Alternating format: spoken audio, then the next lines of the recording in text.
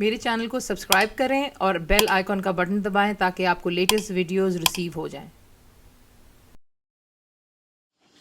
अस्सलाम वालेकुम जी, आज आप लोग के लिए बना रहे हैं एक और स्नैक। ये बहुत ज़्यादा रिक्वेस्ट आ रही थी कि निम्को टाइप की चीज़ें बनाइएगा।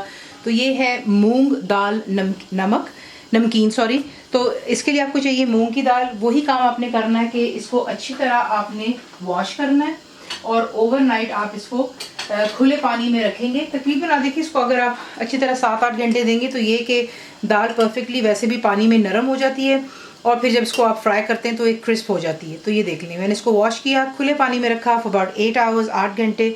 अब आपने करना ये क्या है कि इसका पानी हम डिस्कार्ड कर देंगे, यानी कि पानी को फेंक देंगे। और मैं इसको सिर्फ जो सीज़न कर रही हूँ, यानी कि जो बीच में मसाले डालूंगी वो सिर्फ नमक है। आप बीच में बहुत कुछ डाल सकते हैं, काली मिर्चें, लाल मिर्च, काला नमक, चाट मसाला, जो आपको पसंद है वो चीज़ें आप डाल सकते हैं, लेकिन मैं सिर्फ प्रेफर करती हूँ नमक के साथ इसे। तो इसका पानी निकाल लेते हैं और फिर आपको नेक्स्ट स्टेप इसका दिखाते हैं।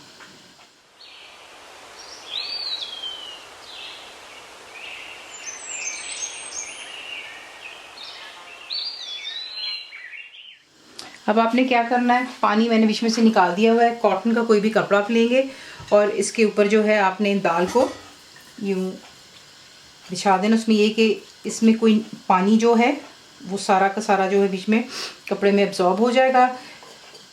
टिश्यू भी आप इस्तेमाल कर सकते हैं, लेकिन वो उसको इतनी तरीके से पानी को नहीं रिमूव कर पाएगा जो कि एक कॉटन का कपड़ा आपके लिए कर देगा।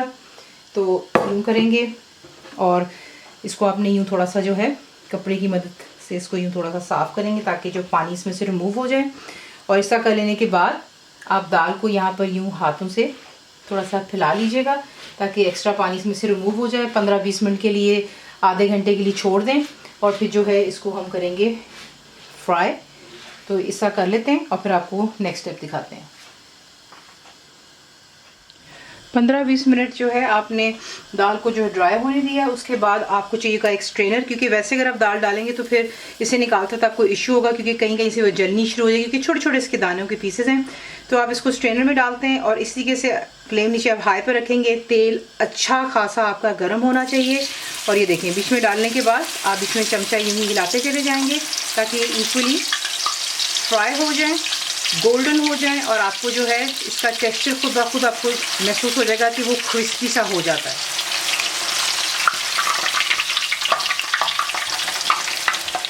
फ्राई कर लेने के बाद मैं साथ साथ जो है दाल को निकाल करके टिश्यू पे रखती चली गई हूँ और ये देख लें तमाम एक्स्ट्रा ऑयल जो है इसमें से रिमूव हो चुका हुआ है। अब आपने इस दाल को जो है एक अलग बोल में इसमें हम इसको ट्रांसफ़र कर लेते हैं।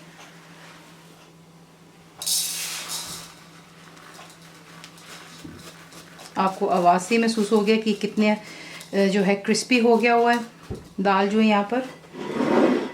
और सिंपल, जैसा मैंने आपसे कहा कि मैं इसमें नमक डालना पसंद करती हूँ, तो नमक चला गया बीच में। इसको अच्छी तरह हम यहाँ पर करेंगे मिक्स और फिर इसे सर्व करते हैं किसी चाय के साथ या फिर कॉफ़ी के साथ, आपकी अपनी चॉइस है।